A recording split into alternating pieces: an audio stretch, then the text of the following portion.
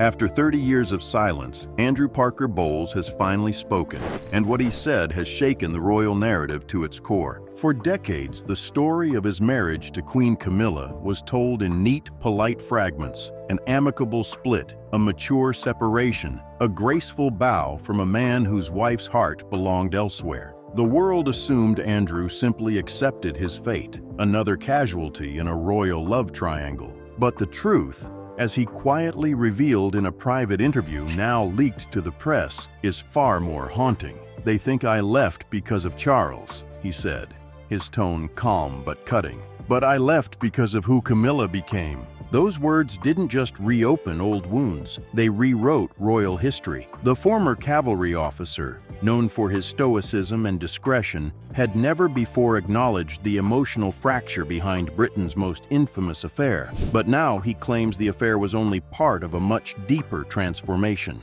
This isn't a story about jealousy or betrayal. It's a story about change, about how proximity to power can reshape a person until the one you married becomes a stranger. For years, Andrew lived inside the royal orbit, watching as his wife evolved from a witty, carefree countrywoman into a figure of calculation, diplomacy, and ambition. He didn't leave because she loved someone else. He left because, somewhere along the way, she stopped loving who she was. Now, as Queen Camilla stands beside King Charles in all the glory of the crown, Andrew's confession forces a painful question. What did she give up to reach the throne, and who did she leave behind along the way? This is not gossip. It's the story of a man who watched the woman he adored become part of an institution that consumes everything: love, loyalty, even identity. It's a story about legacy, loss, and the price of power. And 30 years later,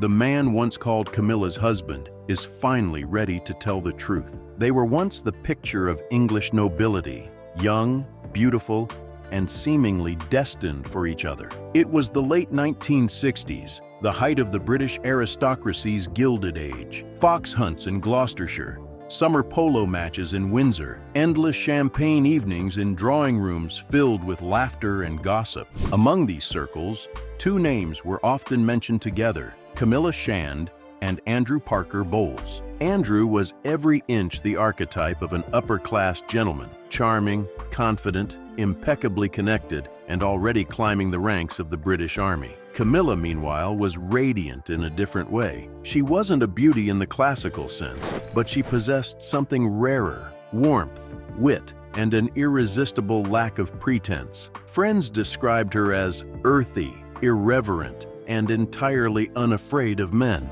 They met through mutual friends and instantly clicked. Both shared a passion for horses, a disdain for pretension, and an appreciation for the unspoken rhythms of aristocratic life. To the public eye, their match seemed perfect, one of tradition, compatibility, and enduring affection. But beneath that golden exterior, small cracks were already visible. Andrew's charm was legendary, but so were his affairs. Women adored him, and he did little to discourage it. Camilla, however, was not the naive debutante people assumed. She knew the rules of her class. Infidelity was tolerated, appearances mattered more than emotions, and discretion was the currency of survival. Still, something deeper stirred within her. She carried, even then, an attachment that Andrew could not see, but would one day come to define their lives. Charles, Prince of Wales. The two had shared a brief, passionate relationship before royal duty tore them apart. When Charles left for naval service,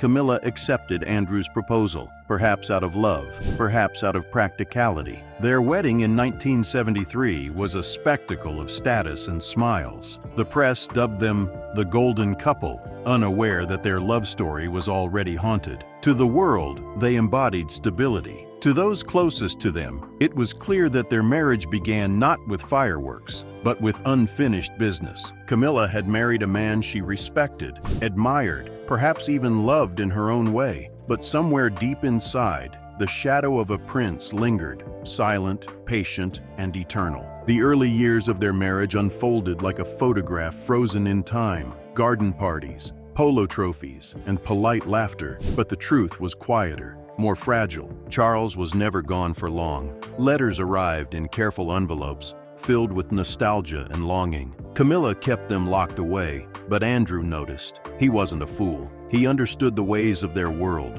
where discretion mattered more than devotion. But this was different. The Prince of Wales wasn't a fling. He was a presence, one that lingered in every room, every silence, every look that Camilla tried not to hold too long. Andrew tolerated it, perhaps even rationalized it. "We don't talk about what everyone already knows," he once said dryly to a friend. It wasn't resignation, it was survival. The upper class lived by rules that demanded composure over confrontation. Yet, as years passed, the invisible third party in their marriage became harder to ignore. There were phone calls taken behind closed doors, mysterious invitations to Highgrove, the prince's country home, that arrived addressed to both Andrew and Camilla, though everyone knew who they were truly meant for. The ghost of Charles hovered over every gathering. Andrew's friends whispered about his patience, his uncanny ability to smile through humiliation. "He's a cavalry officer," one old comrade said.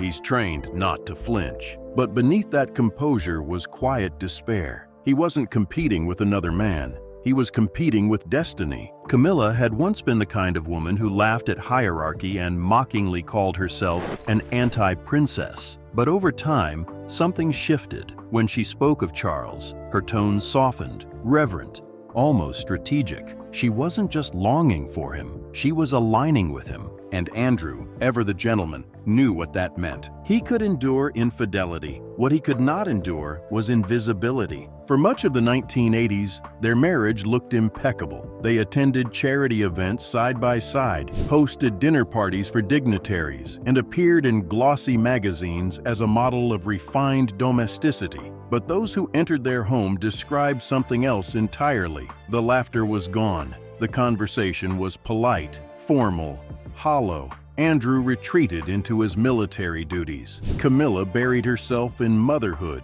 gardening, and social engagements that increasingly revolved around the royal orbit. They weren't fighting. That would have been too honest. Instead, they drifted apart in elegant silence. Theirs became a partnership of appearances, anchored by habit and heritage. Andrew wore the uniform, Camilla wore the mask. As Charles and Diana's marriage disintegrated in public, Camilla's connection to the prince reignited in private. The phone calls became longer. The visits became bolder. Friends whispered, servants noticed, and the British press began sniffing around, though few dared to print the truth. Andrew noticed too, the small things first. The way Camilla's eyes lit up when Charles's name was mentioned, the way her mood shifted before her visits to Highgrove, the long absences explained with vagueness. She was loyal in every visible way, Andrew once reflected. But there was a wall between us that I could never climb. Their life together became a theater of composure. Every photograph captured a couple smiling for the world while crumbling in private. And yet, through it all, Andrew remained, not out of weakness, but duty. He had married her knowing the risks, but not the depth of what she was capable of becoming. He still thought love could outlast longing. He was wrong. Then came the moment that shattered the illusion forever. In 1993, a series of recorded phone calls between Prince Charles and Camilla were leaked to the public. The world listened in disbelief as the future King of England spoke words far too intimate for broadcast, a scandal that became known as Camillagate. The tapes revealed what many had suspected, but few dared say aloud. Their affair had never ended. The fallout was immediate. Diana's heartbreak dominated headlines. The monarchy was plunged into crisis, and in the middle of it all stood Andrew Parker Bowles, calm, dignified, unmoved. Reporters waited for outrage. Instead, they got silence. "I wasn't surprised," Andrew later said. "I'd known for years. The world was simply catching up." That line, perhaps more than anything, defined him. He didn't scream. He didn't sue. He simply began to withdraw from Camilla, from society, from the farce their marriage had become. His friends called it stoicism, but those close to him knew it was something deeper: grief. He had lost his wife long ago, but now the world knew it too. At dinner parties, the whispers grew louder. Colleagues pitied him quietly. The aristocracy, trained in denial, pretended not to notice. But Andrew noticed everything: the glances, the pity, the weight of being the man everyone talked about but no one addressed directly. He endured it all with military discipline. But inside, something broke. The scandal didn't destroy their marriage. It only confirmed its death. If there was a moment when Camilla ceased being a wife and became something else, Andrew believed it happened in the years after the scandal. "She wasn't the same woman I married," he recalled. "It wasn't just about Charles anymore. It was about power. Gone was the laughing, barefoot woman who teased courtiers and mocked royal formality. In her place was a strategist, composed, deliberate, and quietly formidable. She began attending select gatherings, cultivating relationships with palace insiders, and managing her image with precision." Andrew watched in quiet astonishment. "She used to hate that world," he said. "The rules, the hierarchy, the politics, but then she started mastering them." He began noticing folders on her desk, press clippings, notes on public perception, details about royal schedules. Staff whispered about her private phone calls with advisors and her growing influence within certain aristocratic circles. It was no longer about rekindling a forbidden romance. It was about cementing her place within the very institution that once rejected her. Andrew saw it coming. She stopped talking about the children. She stopped caring about the small things. She started thinking in centuries, not seasons. Their home, once filled with the noise of family life, became a stage for ambition. She was preparing for something, a future only she could see. And while the world still mocked her as the other woman, Camilla was quietly building a path that would outlast every scandal. Andrew wasn't angry. He was bewildered. "She started playing the game better than anyone," he said. "I just didn't realize I was no longer part of it." What unsettled him most was the meticulousness. She studied how the public forgives, how time blunts outrage, how constancy can be more persuasive than charisma. She let others shout and burn out. She learned to endure. When headlines were cruel, she did not rebut them. She outlasted them. A dozen small courtesies, repeated and visible, began to soften old animosities. She rode at rural shows, shook hands at rescue stables, laughed with volunteers who didn't care for courtly etiquette. The crown is heavy, but it is won in ounces, Andrew realized, and she lifted it a fraction each day. Inside the house, the choreography became unmistakable. Place cards at dinners were adjusted to seat her near fixers rather than friends. Calendars bent around engagements that signaled reconciliation. Charitable visits aligned with royal patronages, appearances that echoed the late Queen Mother's country affections. The irreverent Camilla disappeared piece by piece, replaced by a woman who wore understatement like armor, steady colors, unthreatening hats, the studied warmth of someone determined never to be the loudest person in a room again. Andrew tried to meet her halfway, but there was no halfway anymore. Conversations were briefings, evenings were debriefs. He'd recount a regimental meeting. She'd quietly sketch the mood in Clarence House corridors. When he spoke of foals, she spoke of the weather and how it would play in photographs tomorrow. He knew she loved Charles. He never doubted that. But love had become logistics. There were calendars to reconcile, narratives to shepherd, landmines to avoid. She had learned what he had learned in uniform. Discipline is freedom. And she had chosen discipline. Sometimes he caught a glimpse of the old Camilla, a sideways joke, a mischief that flashed and vanished. It only made the transformation sharper. She was teaching herself to be forgiven, he said, teaching herself to be necessary. And in that curriculum, there was no elective for him. He was a kind man with honorable habits, a good name and steady shoulders, but she needed scaffolding, not shelter. She was building something higher than any home he could offer. By the time the public softened, Andrew had hardened into acceptance. She had become fluent in a language I didn't want to learn, he said. Protocol, penitence, patience. She spoke it perfectly. I could barely pronounce it. What had once been a marriage was now a staging ground, and the staging was almost complete. The end didn't come with betrayal. It came with clarity. One evening, after returning from another solitary dinner, Andrew found Camilla pacing their drawing room. She had just come back from Highgrove. Her tone was sharp, her mood tense. A simple conversation about plans turned into an argument. Not about Charles, but about everything left unsaid. And then she said it. "Andrew," she snapped, "this marriage was always going to be transitory. You were the bridge, not the destination." The words hung in the air like smoke, elegant, fatal, irreversible. He didn't reply. There was nothing left to say. In that moment, Andrew realized that their entire marriage had been a means to an end, that he had been not her partner, but her stepping stone. "I'd given her everything," he later said. "My name, my silence, my loyalty, and in one sentence, she erased all of it." That night, he didn't storm out. He simply shut down.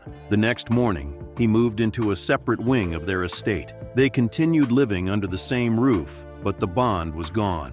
"She didn't just fall in love with Charles," he said softly. "She fell in love with what being beside him could give her." It was a realization both devastating and liberating.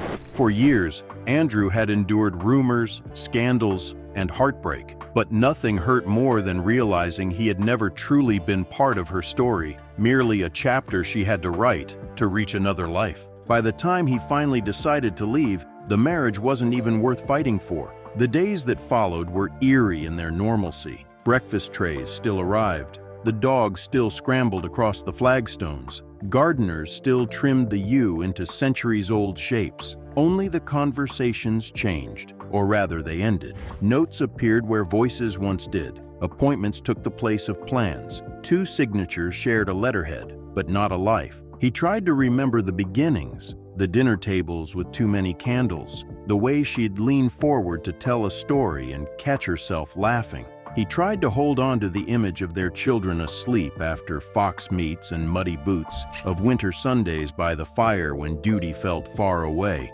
But memory is a poor barricade against momentum. The house itself seemed to nudge him along, portraits watching without judgment, hallways that diverted rather than connected. The argument became a refrain in his head: transitory, bridge, destination. There was cruelty in the phrasing, yes, but also a blueprint. She had told him the truth he had avoided, that some marriages are scaffolds for larger structures, and when the structure stands, the scaffold must come down. He could hate the logic or accept the architecture. He chose the latter. Acceptance is quieter than rage, and twice as heavy. His friends offered easy exits: take the papers public, reclaim the narrative, remind the world who behaved with honor. He thanked them and declined. "If I must be a bridge," he told one, "then let me be one she crosses without falling." It sounded saintly and felt practical. Exposure would not mend him. Dignity might. At night, the house creaked with the old intimacies of lives entwined. A lamp she liked flickered. A drawer stuck where she hid letters long ago. He wondered if he had been naive or simply decent. The difference is academic to the heart. He took to walking at dawn, where the air is cold enough to keep your thoughts from fogging. There, he decided to do the bravest thing a proud man can do: end a story without an audience. When he finally told her he would seek a divorce, there were no theatrics. She nodded, grateful and guarded, as if a knot tied years ago had finally come loose. "For the children," they both said, as people do when they need a noble reason. The real reason sat between them, an uninvited guest who had been with them from the start. Destiny makes poor small talk, but it is an excellent closer. He slept soundly that night for the first time in years. The divorce was finalized on January 11th, 1995. There were no courtroom battles, no public accusations, no dramatic exits, just a quiet document signed by 2 people who had long since stopped being husband and wife. The palace urged discretion, for the monarchy's sake and Camilla's future role beside Charles. Andrew agreed. "I didn't want a circus," he said. "I wanted my children to have peace." To outsiders, it seemed civilized, but inside, it was hollow, the quiet burial of a love story that never had a chance to grow. For Andrew, leaving wasn't surrender. It was survival. Sometimes, he reflected, the bravest thing you can do is walk away. When the papers were signed, he stepped out of the royal narrative as gracefully as he had entered it. No interviews, no bitterness, just silence, the kind that speaks louder than scandal. The headlines were small, polite, and soon forgotten. But for Andrew Parker Bowles, it marked something far greater than the end of a marriage. It was the beginning of a life where he finally belonged to himself again. What the public never saw was the choreography that made that quiet possible. Lawyers who spoke in whispers, a timetable built around school terms, a property agreement that protected staff who had served both of them without taking sides. Gifts were divided the way memories are, illogically but mercifully. He kept certain pictures not because they were important, but because the spaces they had filled on the wall would look indecently naked without them. He asked nothing extravagant and accepted less. The cavalry teaches a man to travel light when retreating. He retained a modest share of what mattered and abandoned any claim to what did not. In the ledger of loss, peace is the only worthy asset. A final lunch was arranged, not a farewell so much as a ceasefire ritual. They spoke of the children, of the mares due in spring, of a mutual friend's health. They did not speak of Charles. They did not speak of the night in the drawing room. They signed their names on the bill as they had signed them on the decree, adjacent, not together. When the news broke, phones rang and then stopped. The British talent for moving on asserted itself with clinical efficiency. The story slid down the columns, replaced by strikes, storms, and sport. He walked through Piccadilly the next week and realized that anonymity is a luxury you can only buy with pain. At home, the rooms reshaped themselves. His study broadened somehow, as if relieved of an invisible pressure. The dogs adjusted faster than the humans, as dogs do. He began to sleep in the middle of the bed like an honest man, and woke up wondering why he had ever thought the edge was safer. The palace sent thanks for his restraint in a note that was both gracious and impersonal. He placed it in a drawer and never opened it again. It wasn't contempt, it was tidiness. Some things belong to history, not to hearths. He visited the regiment, put his hand on the necks of horses he had known since they were colts, and felt for the first time in years unobserved. Duty, unlike love, does not ask who you are becoming. It asks only that you show up. He found that comforting. In the months that followed, there were invitations he declined and silences he kept. He learned to be alone without being lonely, to let gossip pass like weather over stone, to measure a day by its light rather than its headlines. The marriage had ended without spectacle. The life that replaced it began without ceremony.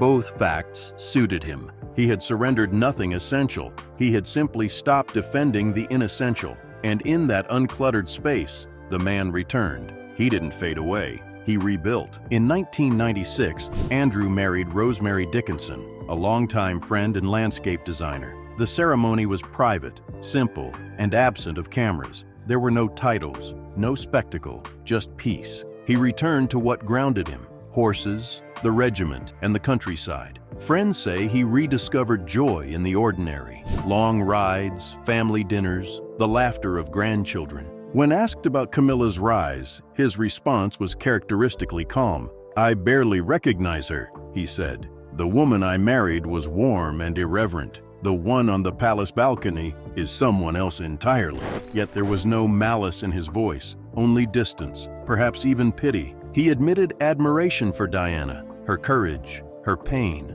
her humanity. She wasn't dramatic, he once told a confidant. She was mourning a man she never really had. I understood that. Watching Camilla become Duchess, then Queen Consort, was like watching an echo of a life that no longer belonged to him. He didn't resent it, but he understood what it cost her: the freedom, the laughter, the woman she once was. Life without Camilla wasn't lonely, he said. It was real. For years, Andrew Parker Bowles was a forgotten footnote, the man before the prince. But his quiet confession has changed that. With a few measured words, he dismantled the palace's polished narrative and reminded the world that behind every royal love story lies collateral damage. His revelation reframes everything. Camilla's path to the crown was not merely a tale of forbidden love, but of ambition and transformation. A story of how proximity to power reshapes not just reputation, but identity. Andrew never sought revenge. He sought truth. It wasn't Charles, he said simply. It was Camilla. She chose her life over ours. Those words are not bitter. They're final. They close the chapter with grace, not vengeance. In a monarchy obsessed with image, Andrew's silence was the last act of dignity. His voice, 30 years later, the quiet echo of conscience. Camilla gained a crown. Andrew regained his peace. And in the long, intricate tale of royal love and loss, it turns out the man who walked away may have understood the cost better than anyone who stayed.